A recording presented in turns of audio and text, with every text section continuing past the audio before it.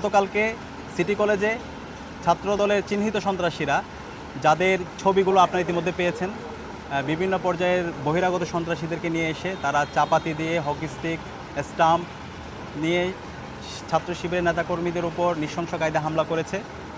আমাদের প্রায় 30-এর অধিক নেতাকর্মীরা তারা আহত হয়েছে, শিক্ষকদের উপর হামলা হয়েছে এবং ওয়ার্ড সভাপতি শিবিরের আশরাফুল এখন সংকটাপন্ন অবস্থায়। আমরা দেখতে পেয়েছি পুলিশের সামনেই এই ছাত্রদলের সন্ত্রাসীরা বহিরাগত নিয়ে এসে চাপাতি দিয়ে, হকি স্টিক দিয়ে তারা শিক্ষার্থীদের উপর, শিক্ষকদের উপর এবং ছাত্র শিবিরের নেতাকর্মীদের উপর হামলা করছিল।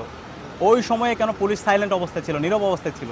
এবং আমরা ফেসিবাদী আমলে এই ধরনের ছাত্রলীগ যখন শিক্ষার্থীদের উপর হামলা করতো তখন আমরা দেখতে পেয়েছিলাম এই ধরনের ল এনফোর্সিং এজেন্সি, পুলিশ এবং রাষ্ট্রীয় অন্যান্য প্রশাসনগুলো তারা নীরব থাকতো।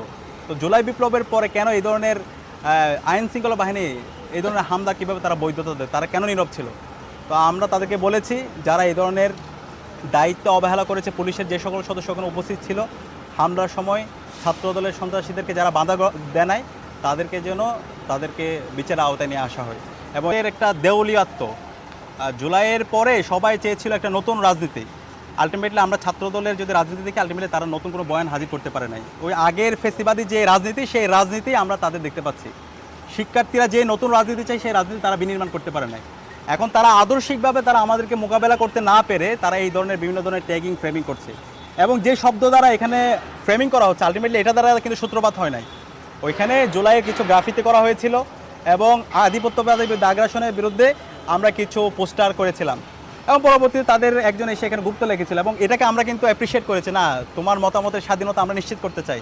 যিনি সিটি কলেজের সভাপতি, সেই ছবি তুলে এবং ওখানে যে বানান ভুল করেছে সেটা সে লিখে বলেছে, এটাকে অ্যাপ্রিসিয়েট করেছে, করতে পারে। কিন্তু পরবর্তীতে এটাকে ইস্যু করে তারা হামলার পর আবার বহিরাগত নিয়ে এসে রামদা নিয়ে, চাপাতি নিয়ে কোপানো এবং পায়ের গোড়ালিকে বিচ্ছিন্ন করে দেওয়া, সেটা আমরা দেখতে পেয়েছি। এখন আমাদের কাছে মনে হচ্ছে তাদের প্রকাশ্য রাজনীতি বলতে তারা বোঝায় ওই চাপাতি দিয়ে কাউকে কোপানো, চাপাতি দিয়ে কুপিয়ে আপনার পিছের পায়ের যে গোড়ালি সেটাকে বিচ্ছিন্ন করে দেওয়া, মাথায় আঘাত করা, পায়ে আঘাত করা এবং বিভিন্ন ক্যাম্পাসে, সেটা কুয়েটের মধ্যে আমরা দেখতে পাইছি, বহিরাগত নিয়ে এসে শিক্ষার্থীদের উপর নিপীড়ন করা হয়েছে। আপনারা দেখতে পেয়েছেন